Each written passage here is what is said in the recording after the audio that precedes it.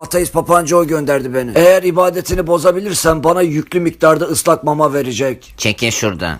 Ver o mübarek ellerini öpeyim. Aslında öpmek istiyorum ama doğam gereği yalıyorum. Hoşuna gitti mi bu? Hadi biraz daha yalayayım. Eğer bu görevi başaramazsam ateist kakalar grubundan atılırım. Hangi kedi kuşlarla dolu bir WhatsApp grubundan atılmak ister ki? Demek işleri kızıştırmak istiyorsun ha? Birazdan eleceksin ve lazanya kokan dilimle seni yalayacağım.